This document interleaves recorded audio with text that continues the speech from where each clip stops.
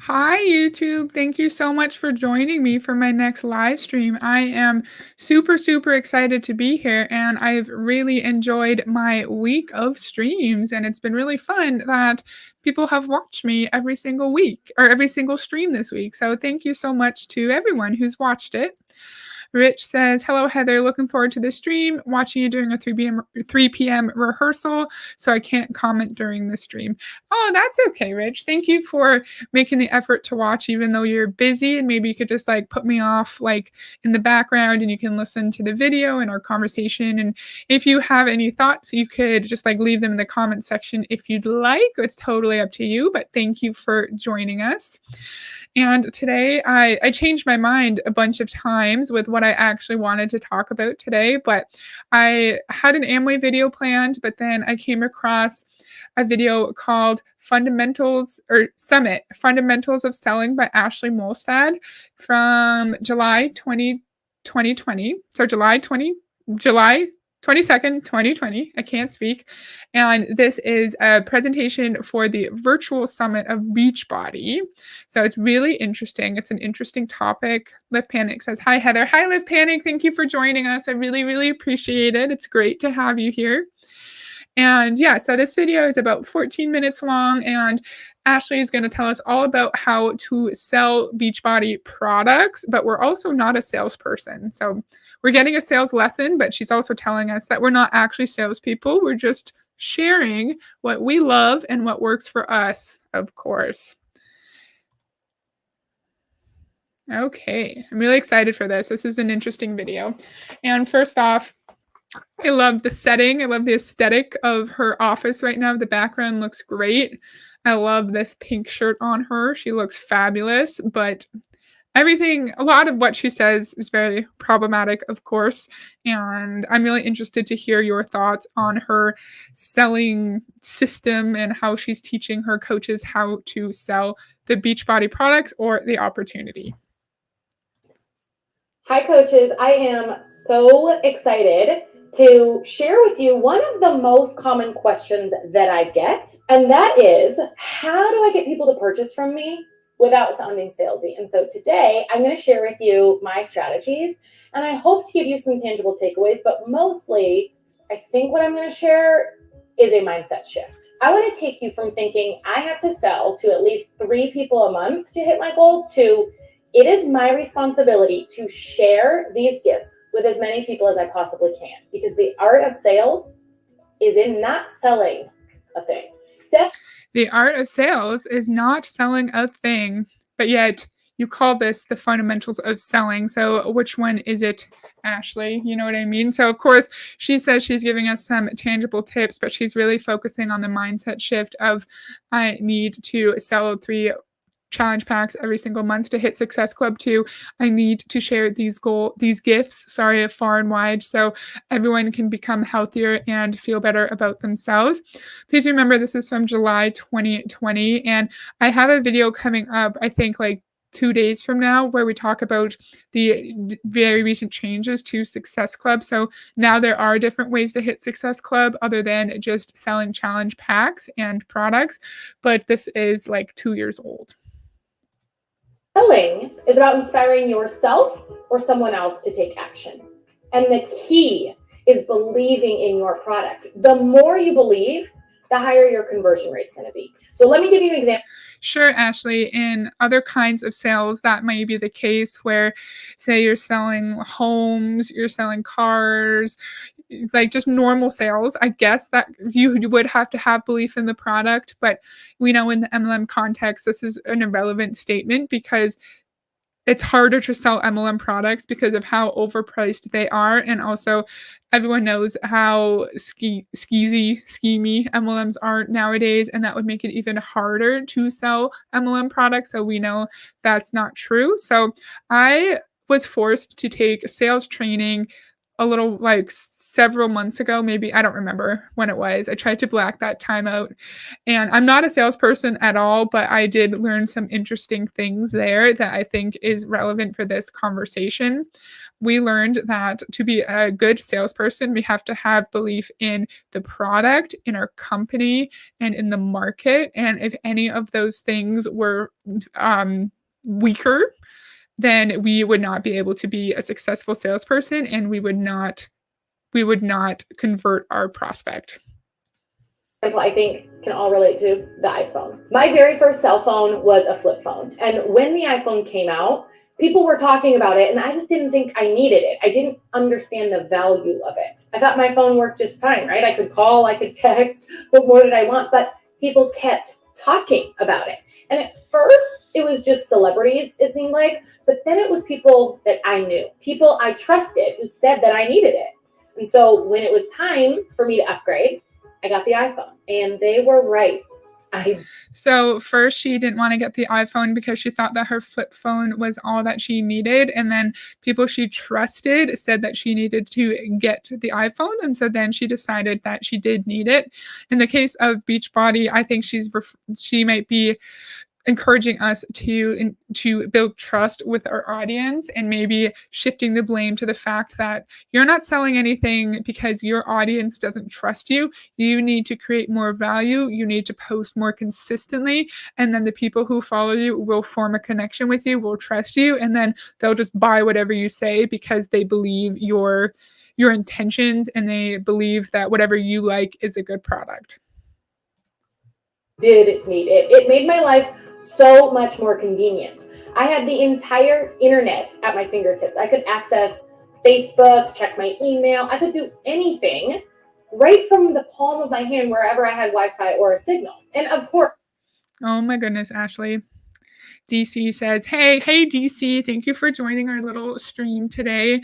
I am sure Rich and Lift Panic are already subscribed, but if anyone else joins, go to DC's channel and subscribe to her right away, please. Her videos are great. So she's telling us that the iPhone is superior because we can do all the texting, we can take care of all our needs in one spot, and we can do that with other kinds of phones, like my crappy little old phone here. Like, I can text on it, I can check my email, I can watch YouTube on it. I do not need a fancy iPhone to do so. And it's the same thing with Beachbody products. Like, it's great to have like Shakeology isn't even a protein shake. It's great to have a nutrition shake. It's great to have workouts, but we can get those kinds of products elsewhere for a lot cheaper. Lift Panic says, really bad analogy. Her friends would not benefit from her buying an iPhone. Yeah, fantastic point. I literally didn't even think of that, because I was just thinking of the fact that we can get similar value from another phone and have it be a lot cheaper. But you're right. I didn't even make that connection in my head that, like, if Ashlie encourages me to buy an iPhone, she is not getting a kickback from that. She is not building her income off of me buying a phone. That's a good point, Lift Panic. Thank you. Heather, if you want the unlisted link to Jess Dukes, what is Coach and Call? Let me know. Ooh, yeah, sure. Thank you. I've seen some of Jess Dukes' calls on other YouTube channels, and she's pretty interesting. And yeah, I love that. Thank you. And I made a little YouTube email, and it might be in my description. I'm not sure. I always forget to put it there. Thanks, DC. course, yeah, there's other phones out there that can do some of these same things that probably make your life easier. But for me, Apple makes my life seamless. My phone is connected to my computer, is connected to my watch, is connected to my iPad. I can text from my computer, FaceTime people. I do voice texting with them, and so many more things. I believe Apple is a superior product. I believe in the value of the iPhone. And so if someone's in the market for a new phone, it's easy for me to share with them my love for Apple. I don't need to sell them on the iPhone. I just have to share how it works for me and my passion for it, right? No, this is not related, because it's not your job to sell iPhones. It is not, your livelihood is not based on your ability to sell iPhones to people, and also your ability to recruit others who also sell iPhones to people and recruit others. It's not the same thing. She knows it's not the same thing, but she is conveniently forgetting the recruiting part of network marketing. She's focusing on the networking part, on the talking about a product that you like with people that you know or don't know on the internet and then buying it from you.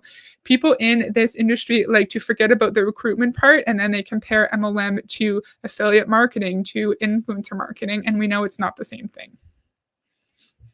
Worry about them thinking that I'm selling to them or wondering what they'll think about me. I just share my passion and my beliefs for something that has improved my life that I think could improve theirs. Now, maybe you're not an Apple user, and if you heard what I just said, I think you should be. But I'm going to give you another example that maybe you can relate to. So I'm driving down the road, and I see someone pulled over. It looks like they're broken down. So I stop to help them, and they tell me that they're out of gasoline. Their car ran out of gas, right? Well, it turns out that I have an extra container of gasoline in my car. I have the solution to fix their problem. And so since I know that I have the solution and I see someone that needs my solution, I don't have any issues offering it. I don't need to know the right technique to share this gasoline. I don't need to know how to close them. I definitely don't worry about convincing them that they need what I have. I just need to know what I've got and tell them about it. I'm not in the business of convincing. Live Panic, what do you think about this comparison now? So we see someone on the side of the road in need of gasoline, and of course we're going to give them the gasoline, and of course we're not going to be worried about convincing them or sounding salesy because we're just seeing someone in need who needs our help, and of course we're going to do that because we're an amazing person. Live Panic says another lame analogy, right?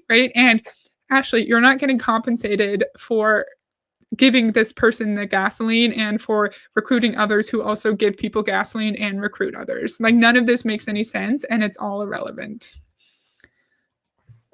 I'm in the business of sharing what I believe in. So I'm not going to concern myself with their thoughts of maybe thinking I'm crazy or is she just trying to get commission off of me? I don't care about that. I know that I have what they need. I know that I have their solution. And so it wouldn't matter to me if they saw the value in what I have because I do. And maybe they won't take me up on the offer, and that's okay. Again, I'm not here to convince them. I'm just going to get back in my car with my gasoline and drive away and find the next person that might need my solution. And maybe I'll keep driving and I'll circle back by that person and they'll still be broken down, pulled over. And maybe now they believe that this could work for them. But the point is, I don't care if they don't see the value in what I'm offering because I do. And I'm going to keep presenting it to more and more people, whoever needs my solution, and keep showing up for that person who doesn't believe me, who maybe sees me help that next person and finally believes it could work for them too. Now, so thoughts on this, everybody? So in the context of Beachbody, the problem that someone could have is much more serious than being on the side of the road and needing some gasoline. The problem could literally be like, I am really feeling unhealthy. I gained weight after I gave birth to my child. I'm going through a mental health challenge. I need a community. I'm really struggling financially. And so she's wanting us to understand the problem that these people are experiencing and then tailor how you communicate Beachbody to them so you can portray the fact that you can solve their problem. And so it's lovely to have these stupid examples with phones and gasoline, but it's much more sinister in the Beachbody context when it's focused on health and wellness and you're literally trying to seek out people who may be unhappy with their physical or their mental health. So DC said something, let's see. This may be a shocker, but she was more articulate in this video than she has been the past few years. Yeah, she seems like a really good speaker in this video, and she seems like she prepared a lot, in my opinion. Like, she seems very intelligent here. And then in some of the videos that you've done, DC, like, she does not communicate well, and she does not articulate her points well. Okay, Live Panic, very creative, but total BS. Yeah, I totally agree. Lift Panic again, complete with graphics. Yeah. Yeah, at least she has a good presentation. At least, yeah, like DC just said, she's articulate and she's well spoken here. Like, if I didn't know what Beachbody was and I came across this video, I would probably be intrigued because she presents herself really, really well. When sales is involved, you know you're going to get objections. It's not a matter of if, it's when. Because when you have a conversation involving sales, one person is going to win. Either you will sell them on a yes, or they will sell you on a no. And the person that Anyone here or who will watch later is a salesperson. In my very limited sales experience, it's nothing about the prospect selling you on a no. They don't need to sell you on anything. It's the job of the salesperson to encourage the prospect to verbalize what they need, verbalize their pain points, and then the salesperson can tailor the solution to meet their needs, kind of like what I just said. But in my limited experience, I did not hear that the prospect is convincing you of a no. I've never heard that before. I've heard the salesperson's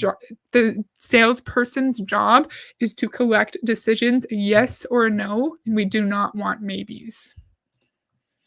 wins is the one with the bigger belief. And so when you're sharing with the belief of the thing that has changed your life, the thing that was your solution, I want you to remember to keep the focus on them. Remember who you're serving. Because if you're thinking that you need to help 3 people purchase from you every month to hit Success Club, then your focus is on selling 3 challenge packs a month. That is focus. So she just said that you need to discuss how these products have changed your life. But Ashlie, what about if we're like a brand new coach and say we don't have a transformation yet, or maybe we joined Beachbody for like the community aspect, for the helping with our mental health aspect, and we can't show physically how the products are working for us, or we haven't even gotten the products yet. Do you want us to sit here and talk about what the products could potentially do for us down the road? Do you want us to talk about the stories of our uplines and our uplines upline to make it more appealing to prospects? And I'm saying this like a question, but we know that's what people are told. They're told if you don't have a success story yet, either financially or physically, then you use other people's stories. Live Panic says, I just hate when they call recruiting helping. Yeah, I agree. And someone said this in a recent live stream, but saying things like that could really prey on those people who have spent their entire lives in helping professions and really do what they feel is like really meaningful, worthwhile work and helping those who are more vulnerable. And I could see how this could really prey on that kind of person. That's a great point. Focusing on what other people can do for you. But if instead you were to focus on sharing what our products have done for you, and also sharing that it can help other people, then you're focused on serving them. So it's not, I need to sell 3 challenge packs this month. It's, I need to share this with everyone and find the people who need my product. So when you get a no, and you will, you can say, I guess that wasn't my person. I wonder who it'll be. Next person. So Ashlie, you are extremely privileged. I don't know the history of how you got so popular in Beachbody, but I think I've seen it on DC's channel before, how you went super viral with an Instagram post and then you just blew up on Instagram and in Beachbody. And it's really easy for a top coach to say, oh, well, they didn't want my product, but like, who's next? Who's going to want my product? And the average person who joins under you now, Ashlie, is not going to have that kind of privilege to just move on to the next person, because majority of people aren't going to have as many prospects as you, just on the basis of you having a massive social media following, people recognizing you and people trusting you. Now that you've nailed down your passion and belief, we can move into my 5-step sales evolution. The first step, you're probably... Ashlie, I thought you said we weren't selling, and so why do you have a sales evolution? That doesn't make any sense. Super familiar with. It is to build relationships. You are not a salesperson. You are a conversation expert. You'll go out and find prospects and be genuinely interested in getting to know them. And then Once you've got that relationship built, you can move into understanding their problem. It's not genuine if we're going into a conversation with the intention of building a relationship with them so we can understand their problem, so we can tailor a solution to them, so we can prey on their vulnerabilities to sell a product or recruit them into your downline. So none of this is genuine, and it doesn't matter if you call it something like build relationship. Like, you're just talking to a friend. It's not genuine, Ashlie, and you know that. Yeah, she went viral twice, and she also has Emily Favre in her downline. Oh, yeah. Yeah, and she's going to talk about Emily a little bit later. And thank you for bringing that up, because if we think about the money that she's making off of Emily Favre alone, it's outrageous. And so I'm assuming she probably gets the max in Teen Cycle bonus. I don't actually know. I'm just assuming. So she probably gets $12,000 a week, just on her Teen Cycle bonus. And then just on Emily alone, who's probably also getting the maximum, she's getting $1,200 a week just off one coach, just off of the mere fact that Emily Favre is in her direct downline. So it's crazy to me to think about these coaches like Christine Dwyer, who have like 6 or 7 15-star diamonds in their direct downline, and the money that they're getting off of those people's downlines. It's crazy. They need, where do they want to go, what is blocking their path to get there. And this is important because if you don't know their problem, then you cannot present a solution. Like, if they were to tell you, hey, I have no issue getting my workout in. I already spend, an hour and a half a day going to the gym, and I'm driving to and from. The issue isn't my workout. Where I struggle is nutrition. Then you wouldn't want to come back at them and present your solution of, well, we work out at home and it's 30 minutes a day and it's super convenient, makes it really easy. They're like, okay, but that wasn't my problem. You want to focus on their problem. And then once you know their problem, you can move into deciding whether or not you can help. I feel like in the Beachbody context, problems are probably going to be more deep than that. Like I said earlier, I feel like they will probably hear a lot of, I'm really lonely, I don't have friends, I really need to contribute financially to my household, I need something that's just for me. I highly doubt that they're that surface level, because coaches like Ashlie will train her downline members to have really in-depth, invasive conversations with people. And same with the corporate mentors, they do this too. And it's really just focused on understanding the prospects' deep vulnerabilities and what makes them vulnerable in different areas, preying on that and trying to encourage them and manipulate them to purchase a product. It's so gross.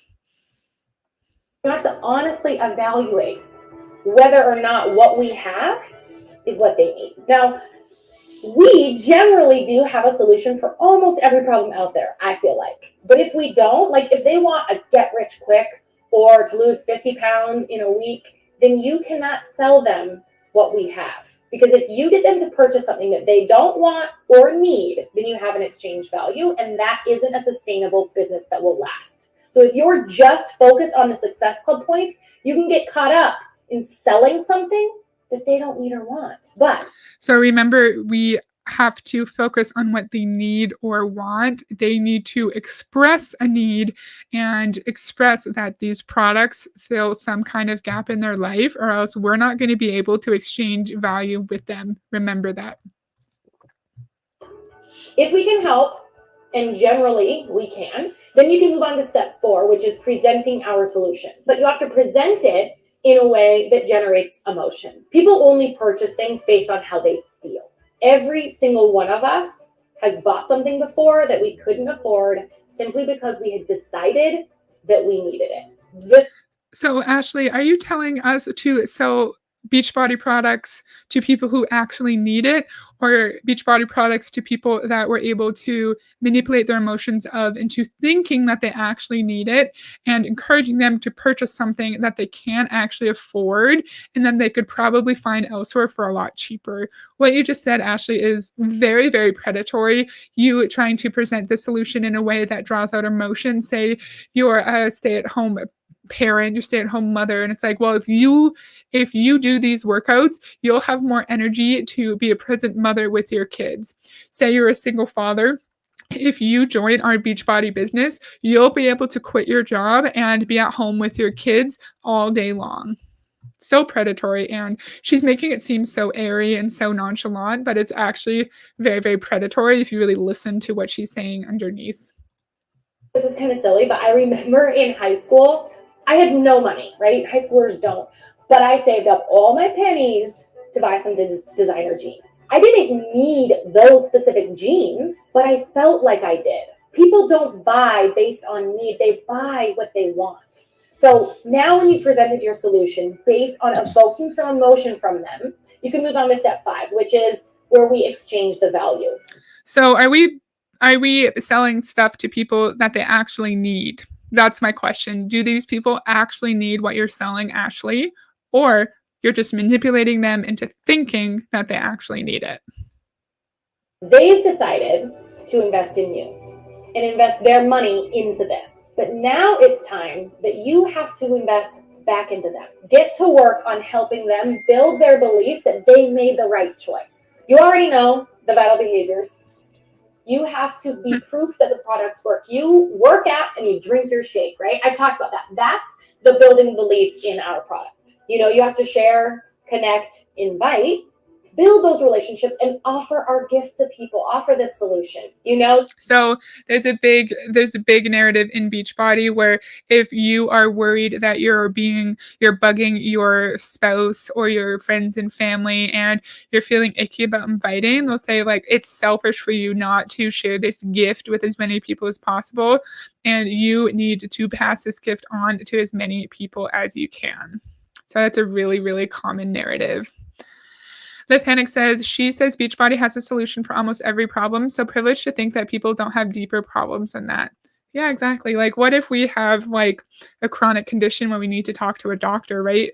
What if we have mental health issues where we should be talking to a therapist, or we need to see a specialist, or we like a physiotherapist, right? Like I think it might be assuming that these problems are really surface level and that it can just be helped with a little bit of community and some fun workouts, but a lot of people have more serious underlying challenges and they need to seek professional help. That's a really good point.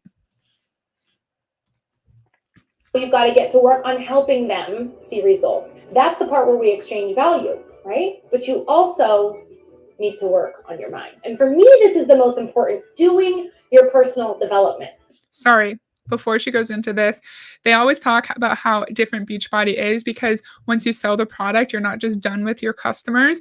You sell them the product and then you're supposed to guide them throughout their health and fitness journey. And you're supposed to like hold them accountable and encourage them. And Beachbody will use that argument as a way to say that they're different and innovative and make it a reason why we should join Beachbody instead of like Monate or Arbonne. Because the hardest sale that you will ever make is to yourself. You have to work hard on selling yourself to yourself. I know when I first started in this business and I was a team of one, I didn't know I was going to be a 2-time top coach. I didn't know exactly what my future held with Beachbody. I knew I was going to be successful. I believed I was, because I was just going to keep showing up until I was successful. And when things got hard and I thought about quitting, which will probably happen to almost all of you, it was never really an option for me. It was never really an option because even before you were super famous in Beachbody, I don't know who your upline was, DC may know, but I feel like you were probably indoctrinated from the beginning and you were taught that if you give up, that's the only way that you could fail, and that as long as you keep pushing and pushing, you will eventually achieve your financial goals and be successful in Beachbody. And then Ashlie probably passed that thinking down on to Emily and everyone in her downline and all of her coaches downlines. And it's so sad that these coaches are indoctrinated into thinking that they need to keep putting money into this fraudulent business structure, because if they just stick it out a little bit longer, they will find success. I have found a video on, I think, an old Carl Deichler channel. I think it's from like 2008, where he's begging coaches not to quit because he needs us to solve the obesity crisis in America. I made a video on it and I'm really excited to put it up. It's pretty outrageous. knew that I could be successful in this if I just kept showing up, stayed consistent, built that belief, and did the work. And once I started believing that I was the gift, that if someone joined me, that I was the prize that they were purchasing with their pack, my business totally changed. Now, I'm shaking my head too much. I'm sorry. So now she's saying once she started to believe that she was the prize that people were purchasing, then her business changed. So if we just pretend that we're health and fitness experts, that we are actually qualified to help people through workout programs and suggest nutrition programs to them, even though we're not doctors or physical therapists, and we shouldn't be doing this, as long as we pretend that we are health professionals, then we're going to find success in Beachbody. Shocking. And I hate that narrative, because very few people in Beachbody actually have the qualifications to be doing this kind of job. And Carl likes to say that that's what makes Beachbody so great, is that most of the coaches are not professionals. But in my opinion, that's what makes Beachbody so dangerous. DC says, "Are you kidding me?" Yeah. Yep. Ashlie 2 years ago was very eloquent and well-spoken, but she said very problematic things. And she's making it seem like all we need to do is just keep pushing, and then we'll magically be in the top 10 like she was. And it's called top 10 for a reason. Only 10 people can be in the top 10. And your average person joining Beachbody like today is not going to be in the top 10. Okay, DC said something else. Let's see. "I don't want to fill gaps. I don't want to fill the gaps in a product or service with someone's popularity and influence." Oh, that's a good point. our super trainers are amazing, obviously, right? We love them, and they run these incredible test groups when programs launch. And those are an awesome perk, but that's not the prize. Because people, when they purchase, they can get that from any coach. They can join that group purchasing from any coach, but they can only get you one place. And when they join that super trainers group, they're one of 40,000 people. But when they I've always wondered what those super trainer groups are actually like, and I didn't know that they were that big, right? Like, I assumed that they would have been smaller groups where you're actually like talking to Autumn or Joel or Sean T or whatever, and that you're actually like communicating with them in a smaller setting. But why is being in a group with 40,000 people a prize? Like, you're not actually going to talk to the trainer. You're not actually going to get one-on-one advice and tips. So I really don't understand why that's even a thing and why it's a prize. I don't know if this kind of test group prize is going to be a thing in the newly developed Beachbody that's going to be launching soon, but we shall see. So a thought that I had that I kept forgetting is that these top Beachbody coaches never acknowledge the privilege that they have and how they got to the top. In Ashley's case, DC would know more about this. She went viral twice and gained lots and lots of people following her on Instagram, right? Let's say Christine Dwyer's case. She was literally one of the first people in. She joined Beachbody the year after it started as an MLM. She was the first person to reach 15-star diamond, literally the first person. And because of that, she has 200,000 people in her downline, probably more now. And a while ago, I watched an introduction to one of her power hours, and she was saying, "I have this many people in my team because I do all of these tasks in my power hour." And I just wish she'd say, "I joined in 2008, 2009. I don't remember. I joined in 2008 when there were less Beachbody coaches, and it was really easy for me to recruit. And I was the first one to get to the top of the comp plan. And that's why I am so successful in Beachbody." But of course, none of these coaches are ever going to just acknowledge their privilege and acknowledge why it's easier for them to get to the top than it would be for you. sign up with you, they get your intimate group, your coaching, your community, and that is a gift that you get to give to people. You are the prize. Don't sell yourself short. Some of these people are like, well, why wouldn't I go with the top coach? Why wouldn't I go with someone in the top 10 or whatever? Because they're not following top 10 people. They're following you. They like your story. You have to believe that they should join you. When you are a team of one, you have to act like you could be top coach one day or an elite coach one day or top 10 or whatever your goal is. Believe that you are the prize. If you're struggling in this business, you are struggling on your belief. Okay, I want to say this before she goes in. So I don't understand why she doesn't get why someone might join Ashlie over an Emerald coach who just started. Of course, if someone is getting recognition as a top coach, they have a lot of legitimacy, they have a lot of attention on them, and they probably know what they're doing, right? And so, of course, it's just natural that someone is more likely to join a very, very successful coach than someone who's an emerald or even a diamond. So she said, if we're struggling in our business, it's because we're struggling in our belief in one of two areas.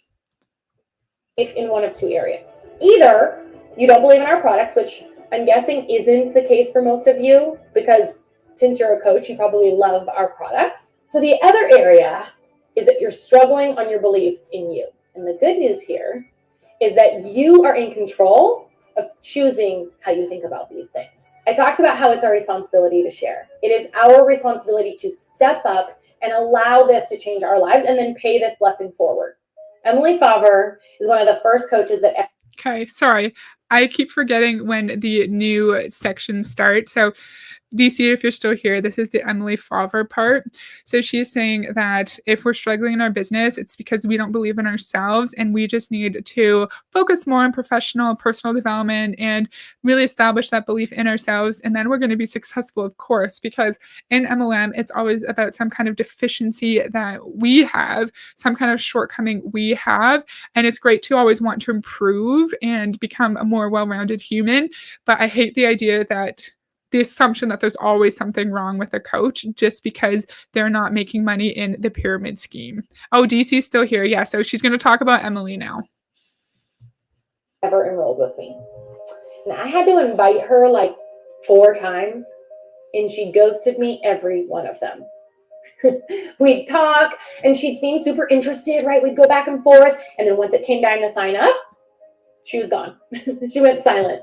And this went on for months. I would just kept following up, interested, and then gone. Until one day, she decided she was ready. And today, she is a 2-time top 10 coach, superstar diamond that has changed thousands of lives and is living a life she didn't even dream was possible for her back then. Not only is she the top leader on my team and one of the top leaders in the company, she is one of my very best friends. And I think about, like, what if I would have stopped inviting her? What if I'd given up because she ghosted me? Or because I thought maybe she thought I was selling to her? What if I'd stopped showing up because I got so many no's? Or haters came out and doubted my ability in this business? So I want to focus just on her talking about Emily now. So she's saying Emily is one of her best friends, and what if she had stopped inviting Emily just because Emily was ghosting Ashlie and was ignoring her, and she'd seem interested, and then she'd ghost her for months and months. So is Emily really your best friend, or are you saying that because you make money off of her as a member of your downline? If Emily were to leave your business, tomorrow, would she still be your best friend, right? And I know this is in 2020, and DC just said Ashley's podcast says otherwise, so I'm not sure the status of their friendship right now, but we have to remember in MLMs that friendships are generally transactional. And yes, Emily may not have met Ashlie without Beachbody, but I doubt they would be friends if Ashlie was not making money off of Emily, in my opinion. I don't actually know these two women, so I'm not sure of their dynamic. I just understand the dynamics of MLMs and downlines, and that's how I'm making that assertion. Let me know if you agree. These are not the reasons most people are struggling. Yes, I agree. Great point. Ashlie is incredibly jealous of Emily. Yeah, I get that. I get why she would be, right? Because a member of your downline is outranking you and is getting so much attention and admiration. And I think I saw a top 50. Oh, look at that. I got some robots in my stream. That's great. I don't know how to block people. Let me see. I'll block user. This has never happened before. How exciting. Okay, I think I did it. What was I talking about? Emily incredibly jealous. Ashley's jealous of Emily. Yes. I understand why she would be, because your downline member is outranking you and getting all this attention and admiration. I understand. I think it's a natural thing. And I do think like that's one of the harms of MLM, where someone you bring in and you mentored and you helped get them to where they are may like they could overcome you and they could get more attention. Sorry, I was kind of blabbing. I got distracted by sexchat69.site, but they're blocked now. So I actually know how to block people on this. Because I was worried that I'd sound salesy or be judged. What if I'd given up? I wouldn't be here today. I wouldn't be talking to you, and I wouldn't have had the impact that I've made on the thousands of lives that I have. What if my coach had never invited me? What if your coach had never invited you? If your coach hadn't invited you, you wouldn't be losing money in a pyramid scheme. You probably wouldn't be getting bullied by an upline. You may or may not be having struggles with your spouse because you never hang out with them and you're never present with your spouse. You would have more time to spend with your kids and on your hobbies. You would not be losing money. You potentially wouldn't have worsening mental health struggles because of your experiences in your MLM. So it's a good thing if your coach didn't invite you. Are you going to invite? Whose life are you going to change because you are offering this gift? I am currently 79 months in Success Club. My record for Success Club points in a month is 604. 604? I did not know that. 604 months or points in one freaking month. That is outrageous. And that just shows her position is so privileged in Beachbody. No coach could ever dream of getting that kind of Success Club points. That is crazy. Liv Panic says getting spammed during a live might be a status symbol. Yeah, that's never happened. In all of the Snark Week live or Snark Crew live, sorry, they're always getting sex bots in all of their chats, and that's never happened to me before, and I've never had to block anyone, but I figured it out. I just clicked on the little dots and then I blocked that guy. My average is probably about 250, and I'm sure that sounds like I'm selling a lot, but my truth in my heart is that I don't feel like I'm selling anything. How in the world are people buying your challenge packs then, ma'am? Like, how does that work? You're saying we're not salespeople, but then you're doing a video, you guys can see it, called Fundamentals of Selling, and you tell us that you have, on average, 250 Success Club points, but you don't sell anything. You just share out of the goodness of your heart. You just want to share the gift with everyone, and people trust you and respect you, and that's why they buy it. No mention of how you went viral, no mention of your privilege as a very well-spoken, beautiful young person on Instagram with a big following, with people who trust you and respect you. Of course, that's not why you get 250 points in a month. It's because you just share your belief with everyone. I didn't expect to get a bit snarky with this, but that really frustrated me. I just want these top coaches to acknowledge their privilege. Yeah, of course. I mean, people are purchasing from me, but I have never sold a challenge pack. What I have done is fallen so in love with our products and opportunities and allowed them to change my life that I now see it as my responsibility to pay this gift forward. It is our job, our duty to pour into this. Let it transform. Ew, what are we pouring into? I hate that saying. That's such a gross MLM saying. Form us, and then show others it is possible for them. You have to live in the success of what you're selling. So what if someone thinks you're selling to them? So what if you hear a lot of no's? So what if you don't do it perfectly? If your heart is in the right place and your belief is deep, let whoever think whatever. Just get to work on building your belief, because then you can get to work on changing the world, or at least your little corner of it, one life at a time. There's so many stupid ass like buzzwords in there. Like, you can just change the world one belief at a time. Like, what are you even saying, Ashley? So, what are your thoughts on this? I thought it was very interesting. We're not salespeople, but then she's teaching us how to sell. She has the most outrageous Success Club numbers, but of course, she's never sold a challenge pack a day in her life. And I wish she would acknowledge, again, her privilege of how she actually gets to that level of Success Club points. I don't know if I've ever heard of any coach ever getting 605 points in 1 month. And coaches who are lucky to get 5 may look at that and say, wow, that's amazing. If I just do what Ashley says, I could get 605 points just like her. And unfortunately, we know that's not the case. So, that's all I have for today. I hope you guys liked it. I really enjoyed this conversation. Thank you, Rich, for watching, even though you're at rehearsal. It's really appreciated. Thanks, DC, for joining us. Thanks, Lift Panic. And thanks, Sexbot. It was great to have you. So thanks, everyone, for watching my week of streams. It's been really fun to stream while I have time off. I've been really enjoying it. I'll have some other videos coming up soon. And thank you to you guys who watch live. And thanks to anyone who will watch the replay. And I hope you guys have a great night. Oh, Live Panic just said something. Huns do have to convince themselves they're saving humanity. Oh my God, great point. I was about to leave and I should have said that. You're really stopping your thoughts and turning them into positive thoughts. So instead of you wondering why all your friends and family are saying no to you, instead of wondering why people may be judging you for selling these products, you have to believe that you are saving humanity and that you are just sharing this amazing, beautiful gift to everyone in the world. That's a great point. Thank you. Live Panic says, thanks, Heather. You're welcome, Live Panic. Thank you for coming. I appreciate it so much.